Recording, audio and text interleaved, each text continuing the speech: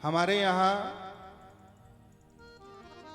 वेद परम प्रमाण माने जाते हैं, इसलिए कहते हैं वेदाह प्रमाणम। वेद ही परम प्रमाण है। और उस वेदों में सबका अधिकार सिद्ध नहीं होता है।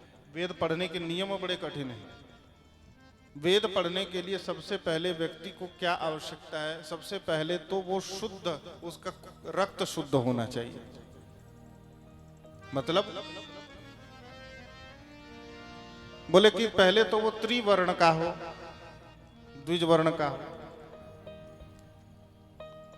उसमें भी वर्ण संकरता जैसे दोषों से ग्रस्त ना हो, द्विज हो, शुद्ध द्विज हो, समय पर यज्ञोपवीत हो, और जब से यज्ञोपवीत हुआ हो तब से संध्या वंदन का क्रम न छूटा हो, गायत्री न छूटी हो।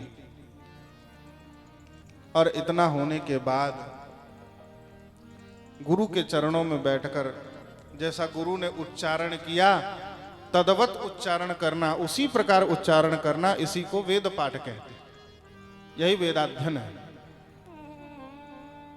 परंतु वेद में सबका अधिकार नहीं है, क्योंकि मैंने आपसे निवेदन किया, स्त्री शूद्र द्विज बंधु नाम त्रयी न श्रुति गोचरा।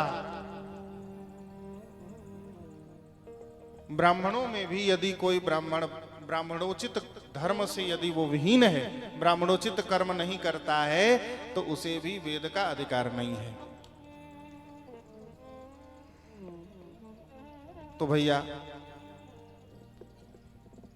इतने नियम। अच्छा, वेद पढ़ने जाए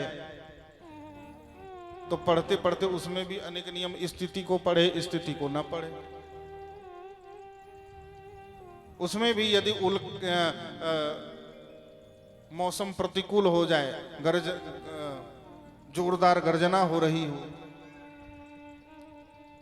प्रकृति अनुकूल ना हो, तो उस समय भी वेद पाठ बंद कर देते भैया।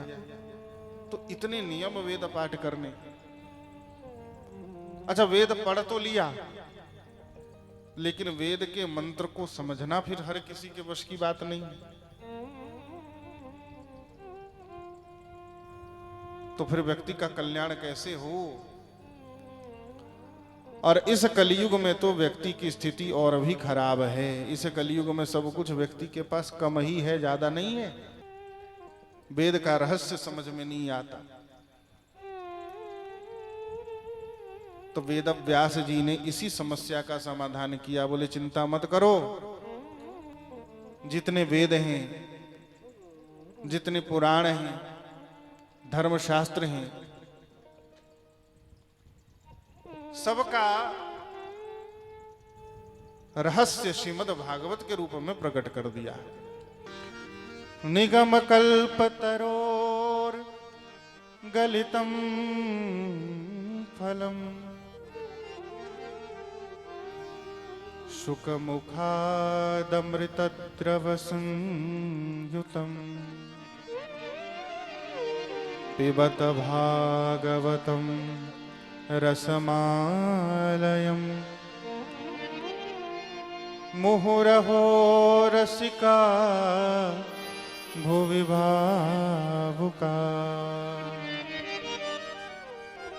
भैया, निगम अर्थात वेद, वेद रूपी कल्प वृक्ष का पका हुआ फल ही श्रीमद् भागवत है।